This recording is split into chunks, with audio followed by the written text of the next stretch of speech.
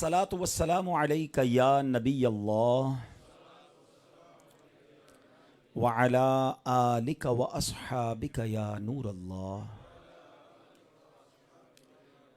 प्यारे प्यारे इस्लामी भाइयों, अल्हम्दुलिल्लाह अज़्ज़ा वजल आज हमारे शेख इरफान भाई के लिए दो खुशी के मौके हैं कि अनकरीब इंशाअल्लाह उनकी साहबजादी और माशाअल्लाह हमारे नवीद भाई के साहबजादे उमैर नवीद की इंशाअल्लाह शादी होने वाली है। अल्लाह इस शादी को खाना आबादी फ़रमाए, ज़ौजैन को, दोनों ख़ानदानों को आपस में प्यार मोहब्बत और उल्फत से रहना नसीब फ़रमाए, हासदीन के हसद से बचाए, बदनज़रों की बदनज़री से बचाए, शादी के अगले मामलात गुनाहों से बचकर करने की तौफ़ीक़ अता फ़रमाए। और माशाअल्लाह ये घर भी शेख इरफान साहब ने बताया कि अनकरीब वो यहाँ अल्लाह ने चाहा तो शिफ्ट होंगे। अल्लाह ये घर भी इनके लिए बरकतों वाला, रहमतों वाला और आफ़ियत वाला बना दे। अल्लाह से हमेशा ये दुआ करते रहें कि मौला दुनिया में घर दे दिए हैं, हमें जन्नत के घर से महरूम ना फरमाना। अल्लाह जन्नत में खैर वाला, आफ़ियत वाला और काश आका के मोहल्ले वाला घर नसीब हो जाए। अल्लाह की रहमत से जन्नत तो मिलेगी इंशाअल्लाह। काश मोहल्ले में जगह उनके मिली हो। सोसाइटी होती है ना, आप कहते हैं मैं उसके मोहल्ले में रहता हूँ, उसके पड़ोस में रहता हूँ। वो बड़ी पर्सनैलिटी भी हमारी सोसाइटी में रहती है, लोग तारुफ करवाते हैं, हाँ हाँ मैं वहाँ रहता हूँ जहाँ वो भी रहता है। खुश नसीब तो वो होगा जो वहाँ रहे जहाँ का रहते हैं, वहाँ रहे जहाँ हसनैन करीमैन का घर हो, वहाँ रहे जहाँ चार यार रहते हों। आप सोचे तो सही, सारी ज़िंदगी जिसने नबी पाक का नाम लिया हो, जिसने सिद्दीक़ अकबर के तराने सुने हों, जिसने हज़रत उमर का ज़िक्र सुना हो, मौला अली से वाले हाना प्यार किया हो, सैयदना उस्मान गनी के सखावत के वाक़यात पढ़े हों, हसनैन करीमैन की सुभान अल्लाह खूबसूरत सीरत बार बार सुनी हो, तो कितना शौक़ है उनसे मिलने का। हैं सारी ज़िंदगी जिनके नगमे गुनगुनाए हैं, हम उनका दीदार होगा जब उनको देखेंगे इंशाअल्लाह। अल्लाह हमें आफ़ियत के साथ, खैर के साथ, इन अजीम हस्तियों के साथ जन्नत में जाना नसीब फरमाए। दुरूद पाक पढ़ने के बेशुमार फ़ज़ाइल व बरक़ात हैं। मेरे आका मदीने वाले मुस्तफ़ा सल्लल्लाहु अलैहि वसल्लम फरमाते हैं, जो कहे सल्लल्लाहु अला मुहम्मद सल्लल्लाहु अलैहि वसल्लम, उसने अपने ऊपर रहमत के 70 दरवाजे खोल लिए। उसकी मोहब्बत लोगों के दिलों में डाल दी जाएगी, उससे बुग़्ज़ ना रखेगा मगर वो कि जिसके दिल में निफाक होगा। यानी एक दुरूद पाक के बेनिफिट्स देखें कि दुरूद पाक भी बड़ा मुख्तसर है, सल्लल्लाहु अला मुहम्मद सल्लल्लाहु अलैहि व आलिहि वसल्लम। 70 रहमत के दरवाजे भी खुल गए और अल्लाह दुरूद पढ़ने वाले की मोहब्बत लोगों के दिलों में भी डाल देगा। यानी मैं और अगर आप चाहते हैं कि लोग हमसे मोहब्बत करें, हम हर दिल अजीज़ हो जाएं, तो दुरूद पाक को अपना विरद बनाइए। कमाल का वजीफ़ा है, रहमतें ऐसी बरसती हैं। एक हदीस पाक है कि जो अल्लाह प्यारे आका अलैहिस्सलाम फरमाते, जो एक बार दुरूद पाक पढ़े अल्लाह उस पर 10 रहमतें नाजिल फरमाता है, उसके 10 गुनाह मुआफ़ कर दिए जाते हैं और उसके 10 दर्जात बुलंद होते हैं। एक बुज़ुर्ग थे, वो कहीं सफ़र पर जा रहे थे, जंगल में थे, बड़ा खौफ था कि दरिंदे भी हैं, जानवर भी हैं, हमला कर देंगे। तो उन्होंने हदीस पढ़ी हुई थी कि एक दुरूद पर 10 रहमतें हैं। कहने लगे जब मैं दुरूद पढ़ूंगा और 10 रहमतें नाजिल होंगी तो फिर तो मसला ही कोई नहीं है, मुझे कौन हाथ लगा सकता है। उन्होंने दुरूद पढ़ा और सो गए। सुबह उठे तो सामान भी सलामत, खुद भी सलामत। तो लोगों ने कहा आप ये जंगल में रात गुजार ली, आपको कुछ हुआ नहीं? कहा जब नबी पाक ने फरमा दिया है कि हर दुरूद पर 10 रहमतें हैं, जब अल्लाह करीम की 10 रहमतें मेरे साथ हैं, फिर मेरा बाल कौन बीका कर सकता है। अच्छा, ये एक तो दुरूद पाक की फजीलत समझ आ रही है, दूसरा उससे एक और ख़ूबसूरत बात ये समझ आ रही है कि वज़ाइफ, दुआ, तावीज़, इन तमाम चीज़ों के पीछे जो बेसिक है ना, मकबूलियत की जो बेसिक है, वो यकीन है, वो एतकाद है। आप यकीन से वजीफ़ा पढ़ें, आप यकीन से दुरूद पढ़ें, आप यकीन से दुआ करें, फिर नतीजा मिलता है। उलमा फरमाते हैं, बल्कि आला हज़रत सैयदी आला हज़रत ने लिखा कि जो ये सोच कर दुआ कर रहा है कि पता दुआ इबादत का मग़ज़ है, सिर्फ इबादत नहीं, इबादत का भी मग़ज़ है। अद्दुआउ सिलाहुल मुमिन, दुआ मोमिन का हथियार है। हमारा यही तो प्रॉब्लम है, हम सबसे बात करते हैं, हम रब से बात नहीं करते। आज मैं आपको कहूँ ज़रा प्राइम मिनिस्टर से बात कराएं, आप कहें मेरे पास कौन सा नंबर है उनका, टाइम लेना पड़ेगा, अपॉइंटमेंट लेना पड़ेगा, इतना आसान नहीं। अच्छा जनाब सदर से बात करा दें, फलां मुल्क के सदर से करा दें, इट्स नॉट दैट ईजी। अच्छा टाइम मिल भी गया तो कोई अपॉइंटमेंट लेगा, कोई सेक्रेटरी होगा, कोई टाइम लिमिट होगी, भाई 5 मिनट है, 2 मिनट 4 मिनट की मुलाकात होगी आपकी, ये बात हो सकती है, दैट्स इट। دنیا کے بڑے لوگوں سے بات کرنی ہے تو اپوائنٹمنٹ چاہیے، سیکرٹری بیچ میں ہوگا، اگر زبان میری اس کی الگ ہے تو مجھے بیچ میں ٹرانسلیٹر بھی چاہیے، مگر جس نے ساری کائنات بنائی ہے اس سے بات کرنے کے لیے کوئی اپوائنٹمنٹ نہیں چاہیے، کوئی ٹرانسلیٹر نہیں چاہیے، کوئی سیکرٹری بیچ میں نہیں ہے، بلکہ کوئی ٹائم لمٹ بھی نہیں ہے۔ کیوں؟ مولا علی سے پوچھو دعا کیا ہے، کہتے ہیں جب میرا جی چاہتا ہے اللہ مجھ سے بات کرے میں قرآن پڑھنے لگ جاتا ہوں، جب جی چاہتا ہے میں اللہ سے بات کروں میں دعا کرنے لگ جاتا ہوں۔ واٹ از قرآن؟ کلام اللہ ہے نا، اللہ کا کلام ہے۔ آپ جب قرآن پڑھتے ہیں فیل کریں اللہ بات کر رہا ہے آپ سے، اور جب آپ کو اللہ سے بات کرنی ہے، no secretary, no appointment, no time limit, talk what you want to talk, جتنی بات کرنی ہے بات کرو نا اللہ سے۔ یہی تو مسئلہ ہے کہ پھر بھی نہیں کرتے، دنیا بھر کو بتاتے ہیں میرا یہ مسئلہ ہے، میں اس پرابلم میں ہوں، میں اس مشکل میں ہوں۔ اللہ کو بتایا؟ اور کس طرح بتایا؟ امام صاحب دعا کرتے ہیں، ہم کھڑے ہو کے نکل جاتے ہیں، دعا کرتے وقت کبھی منہ ادھر ہے کبھی ادھر ہے، دھیان ادھر ہے، کسی منسٹر کسی بڑی شخصیت کے پاس اپنی فائل لے کر جائیں کتنا فوکس ہوتا ہے، اور اللہ سے مانگتے ہوئے کوئی فوکس نہیں۔ اللہ غافل دل کی دعا نہیں سنتا، ہاں دل سے مانگو پھر دیکھو کیسے عطا فرما۔ اچھا کمال دیکھیں، ہم دنیا والوں کے پاس جاتے ہیں، دنیا والوں کا تو اصول یہ ہے کہ اگر ہم کسی سے ایک دو بار مانگ لینا، اپنا قریبی پکا دوست بھی ہونا، پہلی بار تو شاید مدد کر دے، دوسری بار ہم جائیں نا یار وہ دوبارہ مدد کر دو، کیا پہلی والی کا کیا ہوا، وہ پہلے پیسے کہاں گئے، یعنی پہلے تو سوال کرے گا ہم سے، تیسری بار مانگنے جائیں تو دل میں کہے گا لگتا ہے اس کی عادت ہو گئی ہے، چوتھی بار تو نمبر بھی میرا بلاک ہو جائے گا۔ یہ ہے دنیا کہ جس سے مانگو تو مانگنے والا برا لگتا ہے، اور اللہ کی شان دیکھو، فرماتا ہے ادعونی استجب لکم، مجھ سے مانگو میں تمہیں عطا کروں گا۔ جو جتنا مانگتا ہے اللہ اتنا پسند فرماتا ہے، بلکہ جو نہیں مانگتا اللہ اسے ناراض ہو جاتا ہے۔ لوگ یعنی آپ چینج دیکھیں نا، دنیا والے میرے اور آپ کے مانگنے سے ناراض، اللہ مانگنے پر راضی، پھر بھی دنیا والوں سے مانگے اللہ سے نہ مانگے۔ سوچے کتنی بڑی محرومی ہے۔ اور آپ اگر سرکار دو عالم صلی اللہ علیہ وسلم کی سیرت کو دیکھیں نا، حالانکہ نبی پاک علیہ السلام سے زیادہ کنیکٹڈ کون ہوگا اللہ پاک سے، مگر قدم قدم پر دعائیں مانگی، قدم قدم پر اللہ سے مانگا۔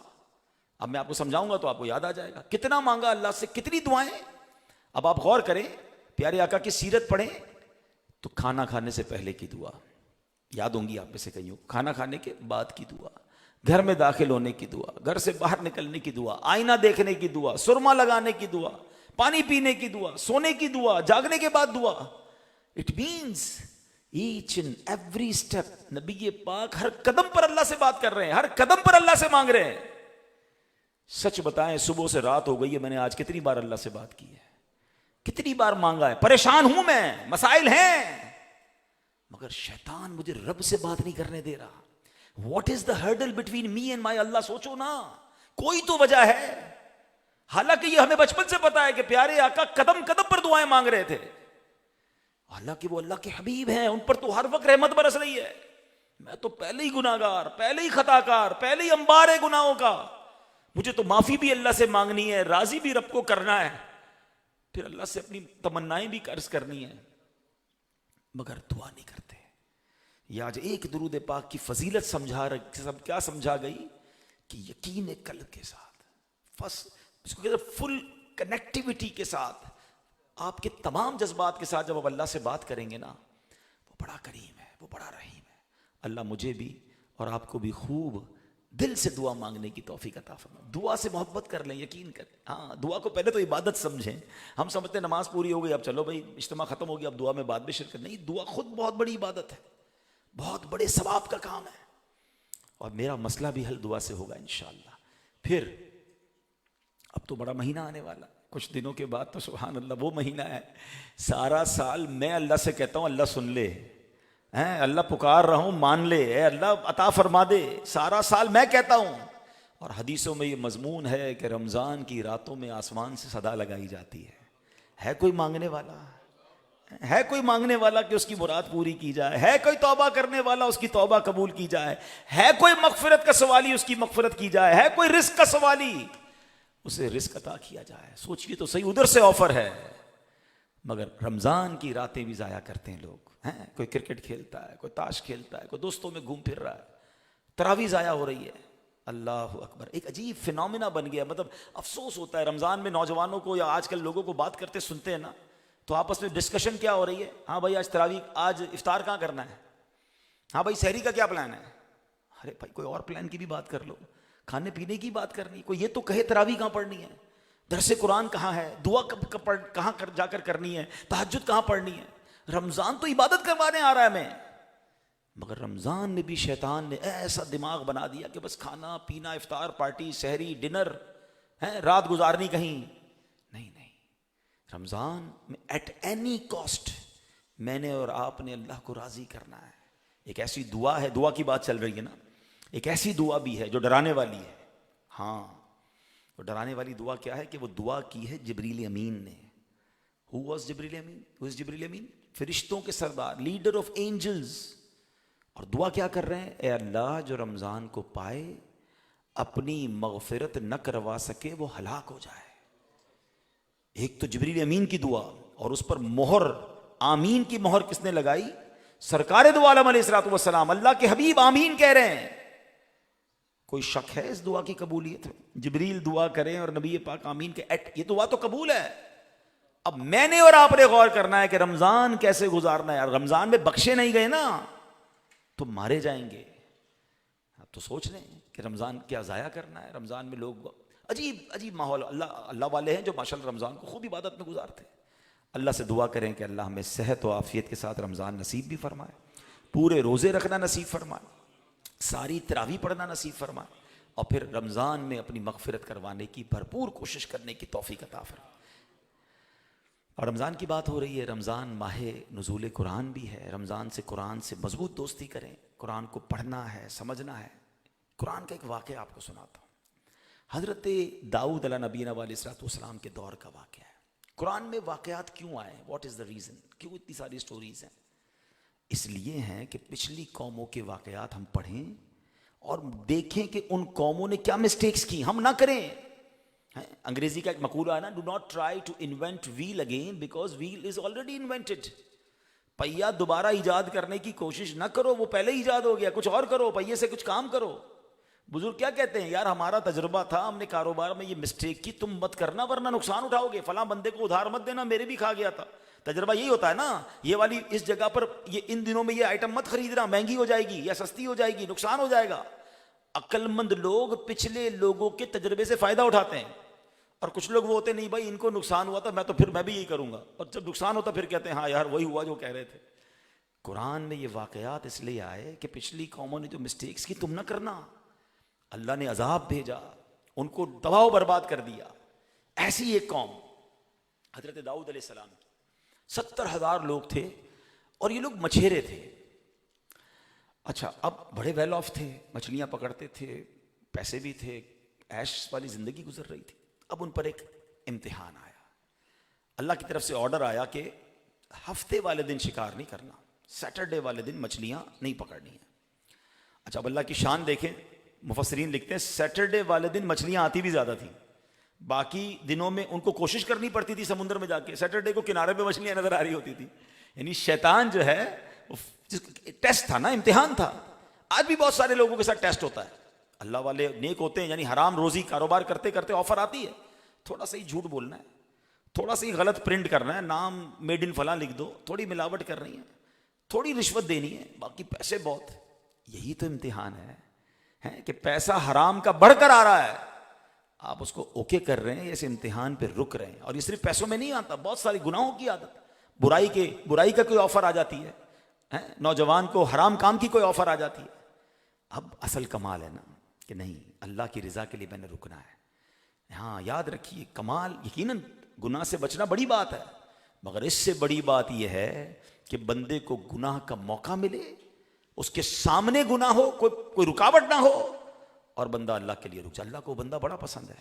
ایک حدیث پاک ہے جس کا خلاصہ ہے 7 وہ قسم کے لوگ جن کو اللہ کے عرش کا سایہ قیامت کے دن ملے گا، ان میں ایک بندہ وہ ہے کہ جس کو منصب و جمال والی عورت حرام کام کے لیے بلائے اور وہ کہے کہ میں اللہ سے ڈرتا ہوں۔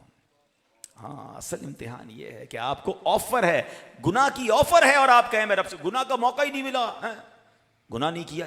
ویسے تو میں ایک مشورہ بھی دوں گا، اپنے آپ پر بھروسہ نہیں کرنا چاہیے، اللہ سے یہ دعا کرو یا اللہ مجھے موقع بھی نہ ملے، موقع نہ ملنا بھی نعمت ہے، میں تو سمجھتا ہوں آج کے دور میں. لیکن لوگ کہتے ہیں میں اس علاقے میں جا رہا ہوں، دوستوں میں بیٹھتا ہوں، میں بڑا پکا ہوں، وہ کرتے ہیں گناہ، میں نہیں کرتا. نہیں بھائی، ایسا امتحان مت لینا اپنا.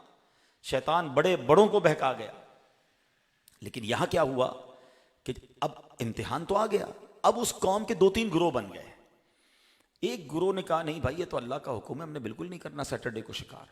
ایک قوم کو شیطان نے ہیلا سجایا کہ ایسا کرو، سیٹرڈے کو مچھلیاں کافی آ رہی ہیں اور شکار کا منع ہے، نالیاں بناؤ اور حوض بناؤ، ہفتے کو ساری مچھلیاں حوض میں آ جائیں گی، حوض بند کر دینا، اتوار کو نکال لینا، شکار تو اتوار کو ہوگا. شیطان نے شیطانی ہیلا انہیں سکھایا. حالانکہ لاجیکلی بھی دیکھیں تو یہ شکار ہفتے کا ہی ہے نا. آپ نے مچھلیوں کو حوض میں قید کر لیا، قید تو کر لیا آپ نے، شکار تو کر لیا، مگر وہ انہوں نے پیسے بہت تھے، مچھلیاں پکڑنی تھی، شیطان کی بات میں آ گئے. 12,000 لوگوں نے کام کرنا شروع کر دیا. باقی لوگوں نے کہا یہ غلط لوگ ہیں. ایک قوم نے تو کہا بھائی ہمیں تو ان سے تعلق بھی نہیں رکھنا، دیوار لگا دی بیچ میں، بہت بڑی دیوار بنا دی، ہم الگ تم الگ. حضرت داؤد علیہ السلام کو پتہ چل گیا کہ ہزاروں لوگ اللہ کی نافرمانی کر رہے ہیں. سمجھایا، مان نہیں رہے. آپ نے ان کی ہلاکت کی دعا فرمائی. ایک دن کیا ہوا صبح کہ جو 12,000 لوگ دیوار کے اس طرف تھے، وہاں سے کوئی آواز نہیں آئی، نہ بچوں کی آواز، نہ عورتوں کی آواز، پن ڈراپ سائلنٹ. یہ لوگ کہنے لگے کہ برابر والوں کو کیا ہوا، کوئی آواز نہیں آ رہی. دیوار کو پھانگ کر جب اوپر پھلانگ کر دیکھتے ہیں تو چیخیں نکل گئی لوگوں کی کہ وہ 12,000 لوگوں کے چہرے بندر کے چہرے بنا دیے گئے، مسخ کر دیا گیا ان کے چہروں کو. سورہ بقرہ میں تفصیل سے یہ واقعہ موجود. اب یہ لوگ پریشان ہوئے، دروازہ کھول کے اندر جاتے ہیں تو وہ بندر جو تھے نا، وہ اپنے رشتہ داروں کو پہچان رہے تھے، کیونکہ چاچا بھی تھے، ماموں بھی تھے، کزنز بھی ہوں گے. تو وہ دوڑ کے اپنے رشتہ داروں کے پاس آئے، کپڑے سونگتے تھے، روتے تھے، مگر بتا نہیں پاتے تھے کہ میں کون ہوں. اور یہ رشتہ دار پہچان نہیں پا رہے تھے کہ ان میں سے میرا رشتہ دار کون ہے. 3 دن بھوکے پیاسے رہ کر وہ سارے کے سارے مر گئے، ایک بھی بچا نہیں اس میں سے. کچھ لوگ یہ تھیوری بیان کرتے ہیں کہ اسی قوم کی بندر جتنے بھی دنیا میں وہ اسی قوم سے ہیں، تو یہ درست نہیں ہے. علماء فرماتے ہیں اللہ نے جب بھی جس قوم پر عذاب نازل کیا نا، کبھی اس کی نسل باقی نہیں رکھی، کچھ بھی بچا نہیں اس میں سے. مگر قرآن کا یہ واقعہ ہمیں درس کیا دے رہا ہے؟ 2 مین پوائنٹ سیکھنے ہیں. بڑی تعداد میں یہاں بزنس کمیونٹی کے لوگ بیٹھے ہیں. انہوں نے کیا غلطی کی؟ انہوں نے حرام کمایا. اللہ نے منع کیا تھا، اللہ کے نبی نے منع کیا تھا، نہیں مانے اور حرام کمایا، برباد کر دیے گئے. آج بھی لوگوں کو سمجھاتے ہیں مت کرو، لیکن کہتے ہیں سبھی تو کر رہے ہیں. حرام کوئی کما رہا ہے، کوئی جھوٹ بول کے کما رہا ہے، کوئی ملاوٹ کر کے کما رہا ہے، کوئی رشوت دے کے کما رہا ہے، کوئی سود کا کاروبار کر رہا ہے. پوری جناب امپائر کھڑا کر دیا سود پر. حالانکہ حدیثوں میں واضح موجود ہے کہ سود کا کام کرنے والا ایسا ہے جس نے اللہ سے جنگ کی. یار اللہ سے جنگ کر کے کون جیت سکتا ہے؟ اس نے برباد ہی ہونا ہے.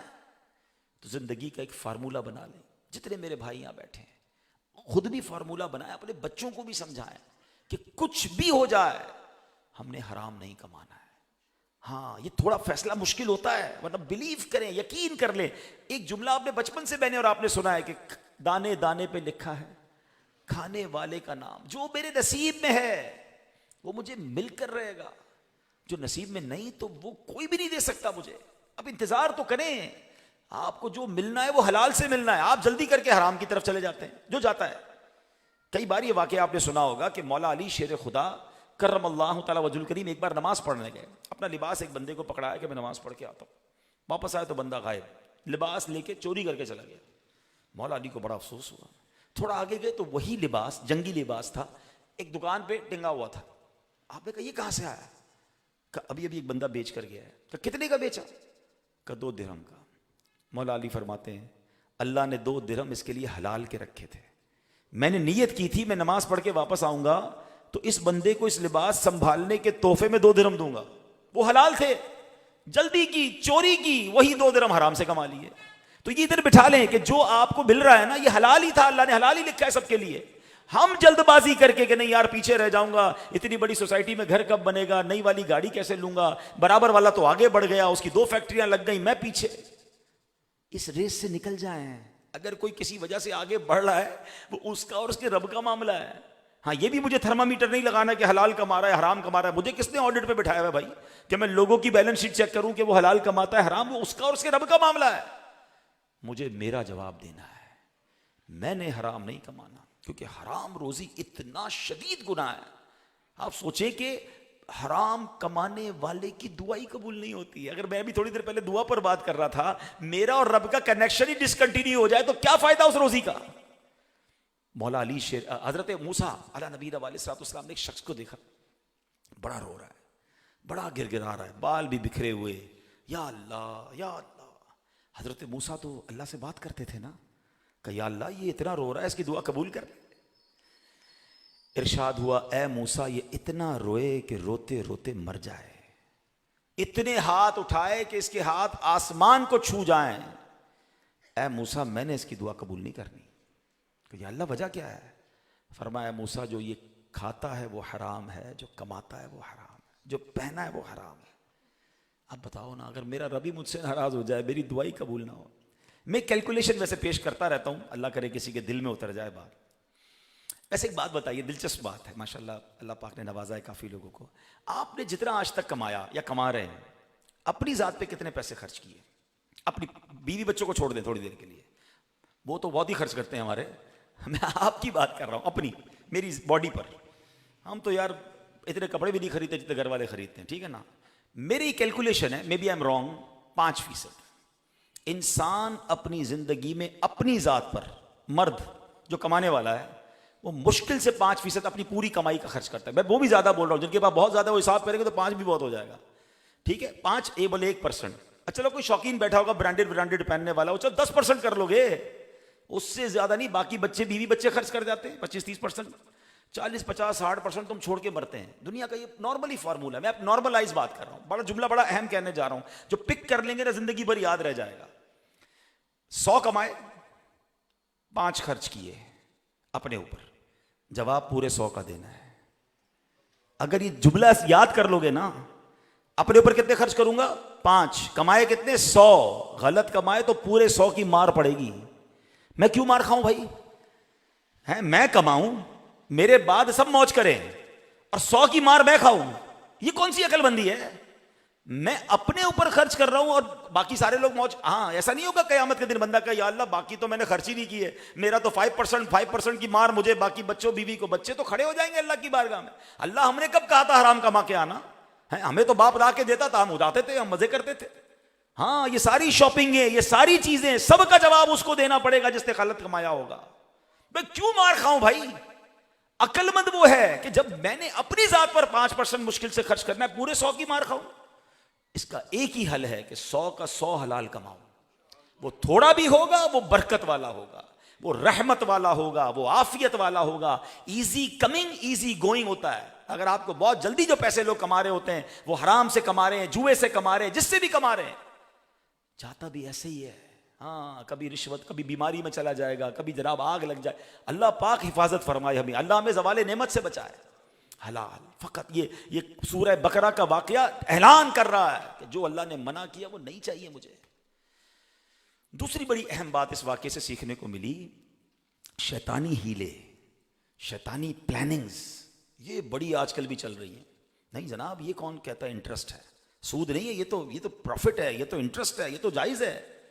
دماغ میں الگ الگ پیکنگ کے ذریعے سود آ رہے ہیں، موبائل اپلیکیشنز کے ذریعے الگ الگ کمپنیاں کوئی نہ کوئی اسکیم لے کر آ جاتی ہیں، اور ہم کہتے ہیں یار یہ کہہ رہا ہے نا نہیں ہوگا. یہ کیسے کہہ سکتا ہے بھائی؟ آپ کیسے فیصلہ کر سکتے ہیں کہ کون سا سود ہے نہیں ہے؟ کسی مفتی صاحب سے پوچھا آپ نے؟ کسی عالم دین سے مشورہ کیا آپ نے؟ نہیں. اب بدقسمتی ہے، بولتے ہوئے بھی شرم نہیں مطلب شرم آ رہی ہے کہ ایسے بھی لوگ آئے ہیں سوشل میڈیا پہ جو کہتے ہیں آج کل جو شراب ہے یہ شراب ہی نہیں ہے، یہ تو الکوہل ہے. لعنت اللہ علی الکاذبین. آپ ذرا سوچیں یہ کتنا بڑا گناہ ہے کہ آپ لوگوں کو شراب پہ لگا رہے ہیں. یہی تو شیطانی ہیلے ہیں نا. اچھا نہ جانے کتنے نوجوان اس کو صحیح سمجھ لیں گے، حالانکہ ان کے لیے بھی غلطی ہے کہ وہ پہلے کسی صحیح مفتی سے رابطہ تو کریں. صدیوں سے جو لوگ شراب کہتے رہے، چند لوگ آ کر اس کو اچھا پردہ تو جناب دل کا پردہ ہوتا ہے. نارملائز کیا جا رہا ہے گناہ. بے پردگی کو عام کرنا ہے نا. پتہ ہے یہ مسلمان ہے، یہ ویسا تو نہیں مانے گا، اس کو پردہ تو دل کا ہوتا ہے. یعنی صدیوں سے صحابہ، اہل بیت، امہات المومنین، اولیاء کرام، دنیا میں کسی کو نہیں پتا چلا کہ پردہ کیا ہوتا ہے، اور اس کو پتا چل گیا پردہ دل کا ہوتا ہے. قرآن کہہ رہا ہے پردہ کیا ہے، حدیث بتا رہی ہے کہ کس طرح عورتوں کو اپنے لباس کو بہتر کرنا ہے، پردہ کرنا ہے، مردوں کو نگاہیں نیچی رکھنی ہے. اور یہاں جناب کچھ لوگ آئے ہیلا لے کر کے پردہ موسیقی روح کی غذا ہے. لا حول ولا قوت الا باللہ.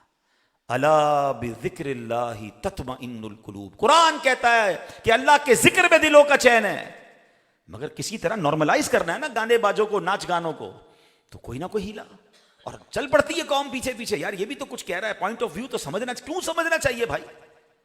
یعنی ہمیں پیک کر کر کے کوئی شراب سرکے کی بوتل کی لیبل لگا دے گا تو کیا وہ سرکہ ہو جائے گا؟ پلیز اگر جینے کی تمنا ہے تو کچھ پہچان پیدا کر. ہمیں علماء کرام سے، مفتیان کرام سے، صحیح العقیدہ عاشقان رسول علماء سے رابطے میں رہنا ہے، اور ان شیطانی ہیلوں سے اپنے آپ کو اور اپنی آنے والی نسلوں کو بچانا ہے. شیطان نے یہ کام شروع سے کیا ہوا ہے. ہفتے کے دن حوض بھر لو، اتوار کو نکال لینا ہے، اور بندر بنا دیے گئے. اب ایک بڑا ریلیونٹ سوال، وہ سوال یہ ہے کہ جناب پچھلی قوموں کے واقعات پڑھیں تو ایک قوم نے، قوم لوط نے کیا تھا؟ ایک بدفعلی کی تھی، ایک عمل غلط کیا، پوری قوم کو جبریل امین نے اپنے پروں پہ اٹھا کے پٹخا، تباہ و برباد کر دیا. کسی قوم نے جناب معاذ اللہ ایک گناہ کیا، آسمان سے آگ برسی، ناپ تول میں کمی کی تھی حضرت شعیب علیہ السلام کی قوم نے، آگ برسی، پوری قوم جلا کے راکھ کر دی گئی. کسی قوم نے تکبر کیا، قوم عاد، قوم سمود، کیا ہوا کہ جناب ان کے اوپر ایسی آندھی، ایسا زلزلہ، ایسی چیخ آئی، سارے مارے گئے. دریائے نیل میں فرعون کی قوم کو غرق کر دیا گیا. پچھلی قوموں کو تو اتنے عذاب، ایک ایک دو دو گناہ پر. انفارچونیٹلی ابھی تو ایسا لگتا ہے سارے ہی گناہ اس قوم میں موجود ہیں. ہمارے معاشرے میں کون سا گناہ ہے جو نہیں ہو رہا، جو قرآن نے جس کی سزائیں بیان کی ہیں؟ تو کسی کے ذہن میں سوال تو آ سکتا ہے کہ بھئی اس قوم پر عذاب کیوں نہیں آ رہا، اس امت پر عذاب کیوں نہیں آ رہا؟ اس کی دو باتیں یاد کر لیجئے. ایک تو ہم پر ہوئی ہے مہربانی کہ ہم کس کے امتی ہیں؟ نبی پاک علیہ السلام کے، رحمت للعالمین کے. قرآن کہتا ہے محبوب جب تک آپ ان کے درمیان ہیں اللہ انہیں عذاب نہیں دے گا. یہ ہم پر کرم نوازی ہوئی ہے کہ ان کی برکت سے ہم پر یہ آسمانی عذاب نازل نہیں ہو رہے. لیکن قرآن نے یہ بھی تو کہا ہے نا، ثم لتسألن یومئذ عن النعیم، ایک دن ضرور ان سے ایک ایک نعمت کے بارے میں سوال ہوگا. آج عذاب نہیں آ رہا نا، کل جواب دینا ہے. جو گناہوں میں پڑے ہوئے ہیں، جو بے حیائیاں، جو برے کام، جو نعمتوں کا غلط استعمال کر رہے ہیں، وہ ایسے نہیں نکلیں گے. مگر علماء نے ایک اور بڑی ختم ہے، جب سے میں نے پڑھی ہے نا یہ بات، یقین کریں جس کو کہتے ہیں نا دل لرز جاتا ہے. علماء کہتے ہیں اس قوم کا، اس امت کا عذاب چہرے خسف اور مسخ نہیں ہے. پہلے کی قوموں کے عذاب کیا تھے؟ چہرے مسخ اور خسف کر دیے جاتے تھے، بگاڑ دیے جاتے تھے، خنزیر بنا دیا، بندر بنا دیا، تباہ و برباد کر دی گئی قوم. اس امت کا عذاب دل خسف اور مسخ کیے جاتے ہیں. اس امت پر عذاب کیا ہے کہ ان کے دل بگاڑ دیے جاتے ہیں، دل بدل دیے جاتے ہیں، دل برباد کر دیے جاتے ہیں. Now what is the symptoms؟ پتا کیسے چلے کہ میرا دل صحیح ہے یا اللہ نہ کرے دل پر عذاب آ چکا ہے، دل بدل دیا گیا ہے، دل بگڑ گیا ہے، مسخ ہو گیا ہے. قبلہ مفتی احمد یار خان نعیمی رحمۃ اللہ تعالی علیہ، عظیم مفسر قرآن ہے، تفسیر نعیمی میں لکھتے ہیں اس کی 3 نشانیاں ہیں. آپ ذرا غور سے، میرے وہ بھائی جو یہاں موجود ہیں فیصل آباد میں اور جو مجھے لائیو سن رہے ہیں، سب لوگ چیک کر لیں کہ ان 3 میں سے کوئی ایک نشانی تو نہیں ہے میرے اندر. پہلی نشانی مفتی صاحب لکھتے ہیں جس کا دل بگاڑ دیا گیا، دل مسخ کر دیا گیا، وہ نشانی یہ ہے کہ اطاعت میں دل نہیں لگتا، عبادت میں دل کا نہ لگنا. اب ذرا سب غور کر لیں، کتنی بڑی تعداد ہے ہم میں سے ایسی کہ جب بھی نیکی کی بات کریں تو بوریت فیل ہوتی ہے، تلاوت کریں تو نیند آنے لگتی ہے، نماز پڑھیں تو بھاگنے کو جی چاہتا ہے، مسجد میں جانے کو دل نہیں کرتا. برائی کے اڈے پر آج انہوں نے عرفان بھائی نے یہ درس قرآن کی اب نعت خوانی رکھی ہے، ماشاءاللہ اچھے مہمان آئے ہیں. اللہ نہ کرے اگر آج اس میوزیکل شو رکھتے تو شاید دوستوں کے فون آ رہے ہوتے کہ یار ہمیں بھی نہیں بلایا ہے. بھائی نہیں آتے لوگ اللہ رسول کی بات سننے کے، یعنی اطاعت میں دل ہی نہیں لگ رہا. خود سوچیں کہ یار اگر اللہ کے ذکر میں میرا دل نہیں لگ رہا تو پھر میرے اندر کیا پرابلم آ گئی؟ کیونکہ اللہ تو قرآن میں فرما رہا ہے الا بذکر اللہ تطمئن القلوب، کہ بے شک اللہ کے ذکر میں دلوں کا چین ہے. میرے دل میں چین کیوں نہیں ہے؟ It means there is nothing wrong in Quran. میرے دل میں پرابلم ہے. اگلی نشانی وہ فرما رہے ہیں، میں علاج بھی بتاؤں گا، آگے جا کے علاج بتاتا ہوں. دوسری نشانی مفتی صاحب کہتے ہیں کہ جس کا دل برباد کر دیا گیا، عذاب الہی اس کے دل پر آ چکا ہے، مسخ ہو جاتا ہے جب، تو گناہ کا خوف نہ ہونا. یعنی گناہ ہو جائے تو کوئی خوف نہیں، کوئی تکلیف نہیں ہے، کوئی پچھتاوا نہیں ہے. اور تیسری بات فرماتے ہیں کہ دل کا مسخ ہونا یہ ہے، اس کی تیسری نشانی یہ ہے کہ کسی کی موت پر عبرت نہ حاصل کرنا ہے، موت اور جنازے دیکھ کر بھی عبرت حاصل نہ کرنا. اگر ان تینوں کو تھوڑا سا سمجھتے ہیں نا، ایسا لگتا ہے یہ تینوں تو بہت ساروں میں ہو گیا ہے. اکثر لوگوں کا یہ پرابلم ہو گیا ہے، عبادت میں دل نہیں لگ رہا. اب جس کو یہ فیل، دیکھیں سب سے پہلے اپنے آپ کو سچا جواب دینا ہے. اگر آج میرے بیان میں میں اور آپ کچھ بدلنے آئے ہیں، ایک تو ٹائم بیان برائے بیان، حاضری برائے حاضری، چلو یار عرفان بھائی کو منہ دکھانا اس لیے آ گیا. اور اگر آپ چاہتے ہیں کہ نہیں یار یہ میں کیسے گوارا کروں کہ میرا دل عذاب الہی کا شکار ہو جائے، میرا دل مسخ کر دیا جائے، تو میں ان تینوں پوائنٹس پر آپ کو کچھ باتیں عرض کرنا چاہتا ہوں. پہلا، اگر کوئی ایسا ہے میرا بھائی کہ اس کو واقعی یہ فیل ہوتا ہے کہ جب بھی عبادت کی بات آتی ہے، کئی بار کھڑا ہوا کہ آج 12 رکعت نفل پڑھوں گا، 2 کے بعد چھوڑ دیتا ہوں. جب قرآن پڑھنے لگتا ہوں پورا پارا پڑھوں گا، 1 رکوع کے بعد بند کر دیتا ہوں، اب بعد میں پڑھوں گا. کئی بار نیکی کا ارادہ کیا مگر دل ہی نہیں لگتا. تو اپنے آپ کو سچا پہلے جواب دے دے کہ یس دس از مائی پرابلم. جب تک آپ ڈائگنوس نہیں کرو گے تو علاج کیسے ہوگا؟ اگر یہ ہے نا تو میں آپ کو اس کو سولوشن بتا دیتا ہوں، اس کا انشاءاللہ حل بتاتا ہوں. اس کا حل یہ ہے، آپ میں سے کئی لوگوں کو بخار ہوا ہوگا، ٹھیک ہے؟ جب بھی بخار ہوتا ہے ہمارا منہ کڑوا ہو جاتا ہے، ہمیں کھانا بھی اچھا نہیں لگتا، اپنی پسندیدہ ڈش بھی اچھی نہیں لگتی، یہاں تک کہ طبیعت خراب ہو تو بچے بھی اچھے نہیں لگتے. بندہ کہتا ہے ان کو دور رکھو، ابھی مجھے بات نہیں کرنی، میں ریلیکس کرنا چاہتا ہوں. کیوں کہ طبیعت خراب ہے. مگر سچ بتائیں، جب اس بیماری میں ہم ہوتے ہیں تو کیا کھانا پینا چھوڑ دیتے ہیں؟ ہم کہتے ہیں یار کھانا جاری رکھو، بلے اچھا نہیں لگ رہا، تھوڑے دنوں میں بیماری ختم ہوگی تو لذت واپس آ جائے گی، فیملی اچھی لگنے لگے گی، لائف انجوائے کریں گے. ابھی 5 7 8 دن رہے گا یہ پرابلم. بالکل ایسا ہی ہے. اگر کسی کے دل پر یہ زنگ لگ گیا ہے نا اور اس کو عبادت میں مزہ نہیں آ رہا، عبادت چھوڑ کے مت جانا، مسجد چھوڑ کے مت جانا، نیکی کی محفل چھوڑ کے مت جانا. آپ مشکل سے بیٹھیں کیونکہ ابھی اندر زنگ ہے. ایک وقت آئے گا کہ جب آپ یہ کنٹینیو کریں گے تو وہ زنگ دور ہوگا، ہر سجدہ لذت دینا شروع کر دے گا، ہر دعا میں آنسو بہیں گے، ہر محفل میں لطف آئے گا، ذکر الہی آپ کی روح کی غذا بن جائے گی. مگر کب؟ جب یہ بیماری ہٹے گی. دعا کریں اے اللہ دل صاف کر دے. اور تکلفاً مشکل، جیسے دوائی کیسے ہوتی ہے، دوائی شوق سے تھوڑی کو پی رہا ہوتا ہے، تکلیف سے پیتا ہے. انجیکشن تکلیف سے لگاتا ہے، لیکن کیوں لگاتا ہے؟ پتہ ہے یہ تکلیف تھوڑے دنوں کی ہے، یہ علاج ہو گیا تو پھر یہ تکلیف ختم، لائف اچھی ہو جائے گی. بالکل ایسے ہی ابھی آپ کو اللہ رسول کا ذکر، اگر کسی کو انجیکشن جیسا درد دے رہا ہے نا اور کسی کو کڑوی دوائی لگ رہی ہے تو چھوڑ کے مت جانا، اس کو کنٹینیو کرنا ہے. کیونکہ میں یہ گندا دل لے کر مرنا نہیں چاہتا کہ جو دل ہی مسخ کر دیا گیا ہو، جس کے دل پر جناب کس اطاعت والی بات ہی اثر نہ کرتی ہو. ایسا کیسا دل ہے میرا؟ دوسری بات فرمایا گناہ کا خوف نہ ہونا. یہ اتنا عام ہو گیا ہے. یعنی ایک تو دیکھیں، ہم سے پہلے سنتے تھے لوگ بڑے افسردہ ہو جاتے تھے، یار آج نماز قضا ہو گئی، آج یار یہ غلطی ہو گئی، افسوس ہو گیا. یعنی گناہ ہے تو افسوس ہے نا، خوف ہے.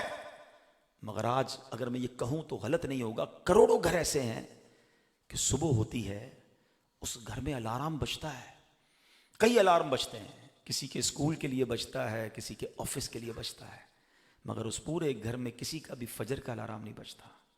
پورا گھر ایسا ہے جس میں ایک بندہ بھی فجر نہیں پڑتا ہے. یہ کیسا مسلمان کا گھر ہے کہ صبح ہوتے ہی اللہ کو ناراض کر بیٹھے. The start of the day, کہتے نا دن کا اچھا آغاز کرو. یہ کیسا دن کا آغاز ہے کہ پورے گھر کی نماز قضا ہو گئی، اچھا ہو گئی، بڑا کبیرہ گناہ ہو گیا. ہاں میں آپ کو بتاؤں نماز قضا کرنا کتنا بڑا گناہ ہے. آپ کو کوئی کہے یہ شرابی ہے، اوہ شراب پیتا ہے، کوئی کہے جواری ہے، او اللہ جوا کھیلتا ہے، یہ ڈکیت ہے، اوہ ڈکیتی کرتا ہے. ان سب سے بڑا گناہ نماز قضا کرنا ہے. اچھا ہمارا پتہ ہے کیا فارمولا کیا؟ ہمیں جو گناہ اچھا نہیں لگتا نا، ہمیں اس کو بڑا گناہ بنا دیا ہے. ہمیں کوئی کہے نا یار شرابی بچے سے شادی کرنی ہے، نہیں شرابی سے کون شادی کرے گا، جواری سے، نہیں نماز نہیں پڑھتا، کوئی بات نہیں. نماز تو سب سے بڑا فرض ہے، اور مرنے کے بعد سب سے پہلا سوال ہی نماز پر ہونا ہے. اتنا نارملائز کر دیا کہ یعنی جس گھر میں کسی نے فجر نہیں پڑھی نا، وہ سارے بریک فاسٹ پہ ملے، ناشتے پہ ملے، کسی کے ماتھے پر شکن نہیں ہے، کوئی افسوس نہیں کہ آج سب کی نماز گئی. افسوس کیوں ہوگا؟ ظہر بھی نہیں پڑھنی ہے، ظہر کا پلان بھی یہی ہے کہ جانی ہے وہ. Who cares؟ اتنا گناہ کو آسان کر دیا گیا، اتنا گناہ کی بے خوفی ہو گئی. یاد رکھیے احساس گناہ یہ نعمت ہے. جو بندہ گناہگار بھی ہے نا، اور اگر اس کو یاد ہے کہ میں گناہگار ہوں، میں خطا کار ہوں، میں مسٹیک کر رہا ہوں، یا اللہ معاف کر دے، وہ انشاءاللہ اس کی توبہ ہو جائے گی، کیونکہ اس کا احساس گناہ اسے لے آئے گا اللہ کے پاس. مگر جس کو احساس گناہ ہی نہیں ہے، جو سوچتا ہے میں نے کیا ہی کچھ نہیں، نماز ہی تو نہیں پڑھی، معاذ اللہ. اب ایسے کتنے گناہ ہیں. اب شادی کو دیکھ لیجیے، آج بھی میں ایک شادی کی محفل میں، ہماری کتنی شادیاں ہوتی ہیں، یعنی آپ غور کریں، مجھے بتائیں یہ شادی کی نعمت عطا کرنے والا کون ہے؟ بلکہ ہر نعمت اللہ عطا کرنے والا ہے نا. اتنی بڑی خوشی اللہ نے مجھے دی، ہمارے گھر میں خوشی دی. اور سچ بتائیں آج شادیوں میں اللہ کو ناراض کرنے میں کون سی کسر چھوڑی جاتی؟ ارے ہر وہ گناہ ہو رہا ہے. اور حیرانگی یہ کہ بعض اوقات تو نیک نمازی کے گھر میں شادی ہوتی ہے اور اس کو کہو حضرت یہ کیا کر رہے ہیں، کہتے کیا کریں، بچوں کو خوشی کے لیے کرنا پڑتا ہے، خاندان کا رکھنا پڑتا ہے، خاندان کے طریقے. کیسے آپ بندوں کو راضی کرنے کے لیے خالق کو ناراض کریں گے؟ یعنی پہلے تو ہم سنتے تھے بھائی شادی میں 2-3 فنکشن ہو گئے، چلو بھائی شادی مہندی ہو گئی، شادی ہو گئی، ولیمہ ہو گیا، ہم سمجھاتے مہندی مت کرو بھائی، نعت خوانی کر لو. مگر اب تو 1 مہینہ شادی چل رہی ہے، فارم ہاؤس نائٹ، تو گیمنگ نائٹ، تو ہولی نائٹ، تو کلر. اللہ اکبر، کیا ہو گیا ہے؟ آپ کے پاس پیسے ہیں تو اس کا مطلب یہ کہ آپ سارے پیسے حرام میں ڈالیں گے؟ اس کا بہترین استعمال میں آپ کو بتاتا ہوں. ہمارے بہت اچھے دوست تھے، اللہ نے ان کو بہت نوازا، بلکہ میرے رشتہ دار ہیں، بہت بڑی پارٹی ہے وہ بھی. ان کے بچوں کی شادی ہوئی، میں گیا، انہوں نے ایک ہی پروگرام کیا، کھانا وانا کھلایا. تو میں نے کہا ماشاءاللہ آپ نے ایک ہی پروگرام کیا، بڑا اچھا جواب دیا. کہا عبدالحبیب بھائی میں کروڑوں روپے خرچ کر سکتا ہوں اپنے بچوں کی شادی پر، مگر میرا ایک فارمولہ ہے، جب بھی اپنے بچوں کی شادی کرتا ہوں ایک ہی فنکشن کرتا ہوں، کھانا وانا کھلا دیتا ہوں. کوئی فنکشن سے مراد کھانا کھلا دیا، اور جتنے پیسے بچتے ہیں نا اس سے میں غریب بچوں کی شادیاں کروا دیتا ہوں. وہ جتنے بچے بچیاں ہیں میرے اس بچے کے لیے دعا کرتے ہیں، اللہ ان کی لائف اچھی کر دیتا ہے. دس از دا وے. خرچ کریں نا اچھے کاموں میں. کتنے غریب ہیں جو بیچارے، ہماری بہنیں جو رشتوں کے انتظار میں بیٹھی، ان کے پاس پیسے ہی نہیں ہیں. ہم کرو 1-1 کروڑ روپے گلوکار کو دے دیں گے، 1-1 1.5 کروڑ روپے کے فنکشن ایک رات کے لیے ہو رہے ہیں، اور پتہ نہیں کیا کیا لٹا رہے ہیں. کیا جواب دیں؟ اچھا پھر خوف بھی نہیں ہے. ابھی دیکھیے ہم نے کیا سنا کہ دل مسخ ہونے کی وجہ یہ بتائی کہ دل گناہ کرنے کے بعد خوف بھی نہ ہو. ارے خوف تو چھوڑے، لوگ تو انجوائے کر رہے ہیں، بلکہ شیئر کر رہے ہیں. ہم جب چھوٹے تھے نا، یہ بزرگ میری بات یاد کر لیں گے، ہم جب چھوٹے تھے نا تو ایک آواز آتی تھی کبھی کبھی نا کہ یار فلاں شادی میں لوگوں نے ناچنے والیاں بلائی ہیں. ہم کہتے تھے باپ رے باپ، اتنے برے لوگ، کہ یہ غلط کام کیا انہوں نے. یعنی اس زمانے میں یہ سن کر لرزہ طاری ہو جاتا تھا. اور اب سنا ہے کہ جناب خاندان کی لڑکیاں، خاندان کے لڑکے مل کر پہلے تو کئی دنوں تک ڈانس کی پریکٹس کرتے ہیں، اور پھر شادی میں ناچا جاتا ہے. اس میں سارا بھائی بھی بیٹھا ہے، والد بھی بیٹھا ہے، گھر والے بھی بیٹھے ہیں. یعنی آپ بے حیائی کا کام دیکھیں. اچھا پھر یہ تو حرام ہو گیا بھائی، ابھی بھی آپ نے گناہ کیا، آپ نے کیا، آپ کے خاندان کو پتا ہے نا.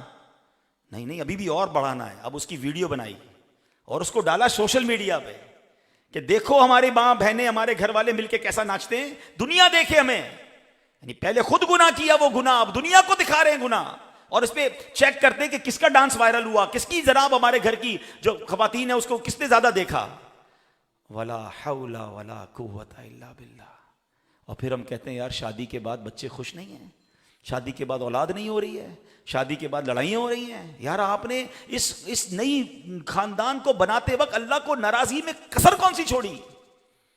اور یہ صرف شادی نہیں، آپ تو شیطان کا اگر وار سمجھ لیں نا. یہ نوجوان پلیز میری ایک بات سمجھیے گا. آپ کو ہو سکتا ہے کچھ لوگوں کو یہ بات سخت لگ رہی ہوگی، میں آپ کا بھائی ہوں، میں آپ کو اور ہم سب کو آخرت کی آگ سے، جہنم کی آگ سے بچانا چاہتا ہوں.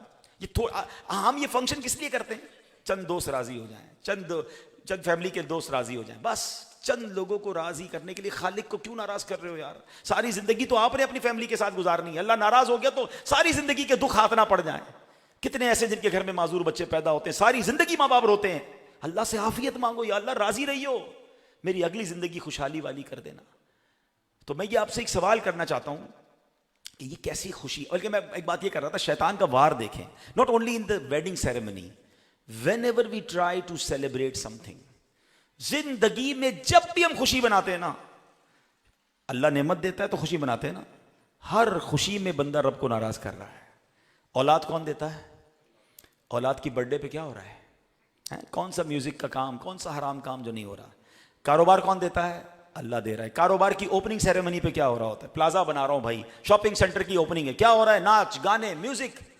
اچھا گھر کون دیتا ہے؟ اللہ. نئے گھر کی اوپننگ، ماشاءاللہ یہ بھی تو اوپننگ ہے گھر کی، مگر نئے گھر کی اوپننگ پہ بھی غلط. یعنی ہر وہ کام جو رب دے رہا ہے، ہر نعمت پر اللہ کو ناراض ہم کر رہے ہیں، اور عقل نہیں آ رہی کہ کر کیا رہے ہیں.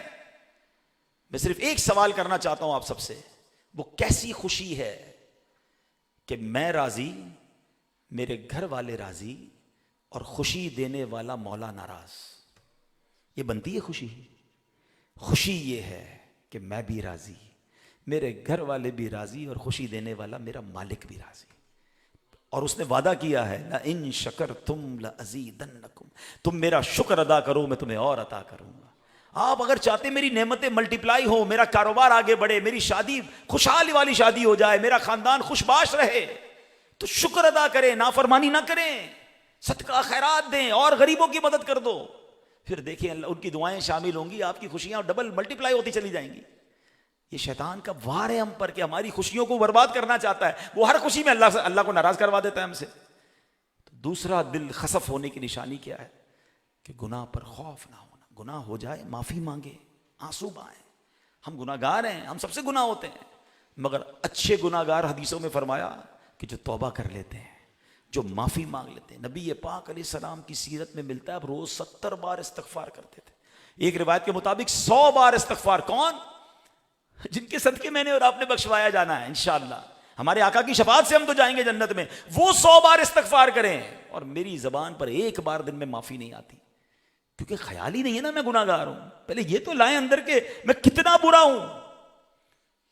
تو وہ دل اچھا نہیں جس میں گناہ کا خوف نہ ہو, اور یہ گناہ پروموٹ نہ کرے. پلیز, میرے اپنے گناہ پہلے ہی بہت ہیں, میں کیوں لوگوں کو گناہ اپنے بتاؤں, میں کیوں اس گناہ کو لوگوں کو بھی اس گناہ پہ لگا دوں یار. اپنی تو معافی مانگ لوں پہلے. سوشل میڈیا پر اب تو نیا ایک فینومینا بن گیا ہے. لوگ کہتے ہیں بنا مشہور آدمی وہ ہے, کامیاب وہ ہے, اس کے اتنے فالوور ہیں. چھوٹے چھوٹے بچے یوٹیوبر بن گئے, چھوٹے چھوٹے گھر میں جناب اب ٹک ٹاک اور پتہ نہیں کیا کیا سافٹ ویئر آ گیا. بھائی میرے اتنے فالوور, اتنے میرے ویو. بھائی یہ دیکھو کہ آپ کے ویوز حرام چیز کے ذریعے یا حلال کے ذریعے ہیں. میں تو الحمدللہ ملتا رہتا ہوں, بعض اوقات ناراض بھی ہو جاتے ہیں مجھ سے سوشل میڈیا انفلوئنسر. میں پھر لائیو کہہ رہا ہوں آپ کو, اگر آپ کے ملینز کروڑوں ویوز ہیں, یہ دیکھ لو یہ کروڑوں ویوز حرام کے ہیں یا حلال کے ہیں. اگر تمہارے ناچ گانے, تمہاری بے حیائی, تمہارے جھوٹ پر تمہیں ویوز مل رہے ہیں, دنیا سے چلے جاؤ گے, یہ ویڈیو چلتی رہے گی, کہیں قیامت تک مارنا پڑتی رہے. کیا کرنا ہے ویوز کا یار, ہیں حلال بات. اگر واقعی سوشل میڈیا پہ بات کرنی ہے تو کوئی اچھی بات کر لیں, صدقہ جاریہ والی بات. بے شک 5 لوگ دیکھیں, ان 5 کا ثواب آپ کو ملے گا. اور دعوت اسلامی نے تو یہ متھ بھی بریک کر دی ہے کہ لوگ کہتے ہیں نیگیٹو بات کرو تو وائرل ہوتی ہے. آج دیکھیں دعوت اسلامی کے ویوز بعض اوقات ملینز میں ہمارے کلپس جاتے ہیں. کیوں جاتے ہیں؟ جب سچی بات کریں, ستھری کریں, تو آج بھی لوگ دیکھنے والے ہیں. لیکن انشاءاللہ اللہ قبول کرے, اگر قرآن و حدیث کی صحیح بات کسی نے کی ہے اور اس کے کروڑ ویوز بھی ہیں, انشاءاللہ ہر ویو پر اس کو جنت کی ایک نیکی ملے گی انشاءاللہ. وہ دنیا سے چلا بھی گیا تو لوگ دیکھتے رہیں گے, اسے ثواب ملتا رہے گا. ایسا کام کرو نا بھائی. لیکن دماغ نہیں بھائی, شیئر کریں گے, لائک کریں گے, آگے بڑھائیں گے, غلط کام کر کے آگے بڑھائیں گے. گناہ کا خوف دل میں بٹھائیں, ہم نے مرنا ہے. اور جو تیسری بات دل خسف ہونے والی وہ کیا ہے کہ موت سے عبرت نہ پکڑنا. آس پاس سے جنازے اٹھ رہے ہیں, آس پاس سے. ویسے اگر ایک ہاتھ اٹھائیے, اس پورے مہینے میں آپ میں سے کس کو کسی نہ کسی جنازے کی خبر ملی ہو؟ ایک مہینے کے اندر, صرف اس ایک مہینے میں آپ میں سے کس کو جنازے کی خبر ملی ہے؟ ذرا پیچھے دیکھیں, تقریباً سب کے ہاتھ اٹھے ہیں. کوئی ایسا نہیں ہے جس کو خبر نہ ملی ہو جنازے کی. میں ابھی تھوڑی دیر پہلے ایک جگہ سے فاتحہ پڑھ کے آیا ہوں, ہل گیا, میں خود ہل گیا. اللہ نے بہت نوازا ہے ان کو, اربوں کروڑوں اربوں پتی لوگ ہیں. 23 سال کا نوجوان, کوئی پریئر بیماری نہیں, کوئی بڑا بیماری کا بیک گراؤنڈ نہیں, بخار آیا اور 2-3 دن کے اندر دنیا سے چلا گیا. آپ بتاؤ یار, والد موجود تھا گھر میں مگر بیٹا میں نے شادی بولے, اس دسمبر میں شادی تھی اس کی, ساری پلاننگ بیرون ملک پڑھتا تھا وہ, اللہ اس کی مغفرت فرمائے, میں دعا کر کے آیا ہوں, مجھے ہمدردی ہے اس خاندان سے. مگر سبق کب لیں گے یار آپ میں سے؟ اور یا کئی وہ ہوں گے جو 23 سال سے بڑی عمر کے ہیں. مجھ سے اور آپ سے چھوٹا چلا گیا نا, اس کا مطلب میں بونس میں ہوں, میری کبھی بھی باری آ سکتی ہے. میں کیوں یہ سوچ رہا ہوں وہ چلا گیا میں نہیں جاؤں گا. میں پچھلے جمعے قبرستان گیا تو میں نے اتنی قبر دیکھی. اتنی قبر کس کی ہوتی ہے؟ بچے کی. بچے بھی جا رہے ہیں, نوجوان بھی جا رہے ہیں, بزرگ بھی جا رہے ہیں, آس پاس سے لوگ جا رہے ہیں. میں یہ کیوں نہیں سمجھ رہا کہ میری باری بھی ایسی ہی آنی ہے. اچھا, ایک شعر بچپن سے سن رہے تھے, آگاہ اپنی موت سے کوئی بشر نہیں, سامان 100 برس کا ہے, پل کی خبر نہیں. لیکن یہ جو پل کی خبر نہیں ہے نا, یہ اب تو وٹنس ہونا شروع ہو گئی. پہلے سنتے تھے, اب تو دیکھنے میں. اور آپ کیسے CCTV فوٹیج دیکھی ہوگی آپ نے, سوشل میڈیا پہ سب آ گیا کہ بیٹھے بیٹھے بندہ گرا اور مر گیا, کام کرتے کرتے کمپیوٹر پہ گرا اور انتقال ہو گیا, تقریر کرتے کرتے. ماشاءاللہ کچھ ایسے بھی علماء تھے درود پاک پڑھتے پڑھتے دنیا سے گئے. لیکن کیسے گئے؟ کرکٹر, فٹ بالر جناب سپورٹس کے میدان میں گر رہے ہیں اور انتقال ہو جاتا ہے. یار اسپورٹس مین تو فٹ ہوتا ہے, کولیسٹرول بھی نہیں ہوتا, وہ تو بڑا دوڑتا بھاگتا محنت ورزشی, یہ کیا ہوا, یہ کیسے چلا گیا؟ یہی بات ہمیں سیکھنی. یعنی اب تو آنکھوں سے دیکھ رہے ہیں, پل کی خبر نہیں, ایک سیکنڈ پہلے اس بندے کو نہیں پتا کہ اگلے سیکنڈ میں دنیا سے جا رہا ہوں. اتنا باریک فرق ہے زندگی اور موت میں. پھر ہم کس بات کا انتظار کر رہے ہیں؟ پھر کیوں عبرت نہیں پکڑ رہے؟ وہ بندہ کیسے حرام کما سکتا ہے, وہ بندہ کیسے کسی پر زیادتی کر سکتا ہے جس کو پتا ہے مجھے آج کا نہیں پتا میں دنیا میں بستر پر سوؤں گا یا قبر پر سوؤں گا. خدا را عقل مند وہ ہے, وہ ایسے جیے کہ میں آج بھی مر سکتا ہوں. آپ کو کوئی کہے جناب آپ کو کبھی بھی فون آئے گا, ایئرپورٹ پہنچنا ہے, آپ کی فلائٹ کبھی بھی ہو سکتی ہے ارجنٹ, عقل مند آدمی کیا کرے گا؟ پاسپورٹ جیب میں رکھے گا اور بیگ گاڑی میں رکھے گا, اپنے ساتھ رکھے گا. یار کبھی بھی فون آئے گا تو گھر کہاں جاؤں گا بیگ لینے, پاسپورٹ لینے, ایسے ہی نا. وہاں سے تو فون آئے گا کہ فلائٹ کب ہے, یہاں سے تو فون بھی نہیں آنا. تو عقل مند کون ہے کہ پاسپورٹ جیب میں رکھے؟ ہاں, قبر کا پاسپورٹ, ایمان کا پاسپورٹ, اللہ کی رضا والا پاسپورٹ جیب میں رکھے کہ اگر آج بلاوا آ گیا تو کلمہ پڑھتے پڑھتے چلا جاؤں گا. انشاءاللہ قبر میں جاؤں گا تو میرے اللہ بھی راضی, میرا رب بھی راضی ہوگا, میرے حبیب علیہ السلام بھی راضی ہوں گے. ایسی زندگی گزارے نا. مگر ہے ہی نہیں احساس. 5 سال بعد کیا کرنا ہے, 10 سال بعد کیا کرنا ہے. یار ابھی یہ فیکٹری لگائیے نا تو بس 15 سال اتنے ہو جائیں گے, پھر ایک اور لگا لیں گے. گھر بناتے وقت بلڈر کو بلا کے کہتے ہیں یار ایسی بنیاد ڈالو 70-80 سال تو یہ گھر مضبوط رہے. یار قبر کی بنیاد ڈالی کہ نہیں, پتہ نہیں اس گھر میں کتنے سال رہو گے, وہاں تو جانا ہی جانا ہے. تو چند باتیں میں نے آپ کو عرض کر دی ہیں. اللہ کرے کہ کچھ لوگ بھی میرے میسج لے جائیں گے تو میرے لیے شاید یہ میری بھی مغفرت, اللہ مجھے بھی توبہ کی توفیق عطا. باتیں بڑی بڑی ہم کرتے ہیں, اللہ کرے دل سے یہ باتیں ہم سمجھیں. اور یہ باتیں جو ہے نا دل خسف والی, یہ ڈراتی ہیں کہ کہیں دل پر عذاب تو نہیں آ گیا. نہ شرمندگی ہو رہی ہے, نہ گناہ کا خوف ہے, نہ کوئی مرتے وقت عبرت ہے. یار بس ابھی جنازہ پڑھ کے آ رہا ہوں, فنکشن میں آ رہا ہوں, جنازہ پڑھ کے فنکشن کی ٹائم دے رہا ہے. یعنی اس کو احساس نہیں ہے کہ یار کوئی چلا گیا تم بھی جانے والے ہو. تو عبرت لیں, توبہ کریں. ابھی تو بڑا کمال کا مہینہ آنے والا ہے, اللہ کو راضی کرنے والا. یقین کریں رمضان مل گیا نا, ہم تو دعا پہلے یہ کریں یا اللہ خیر سے رمضان سے ملا دینا, ہماری لاٹری لگ جانی ہے انشاءاللہ. وہ تو رحمتوں کی برسات ہے نا اس کے اندر, مگر اس میں بھی اگر کوئی اللہ کو راضی نہ کر پایا تو وہ اپنے بارے میں سوچے. تو اے میرے پیارے اسلامی بھائیوں, ان باتوں کو یاد رکھیے, عمل کیجیے. ایسی آخرت کی یاد دلانے والی باتیں دعوت اسلامی کے ماحول میں سکھائی جاتی ہیں.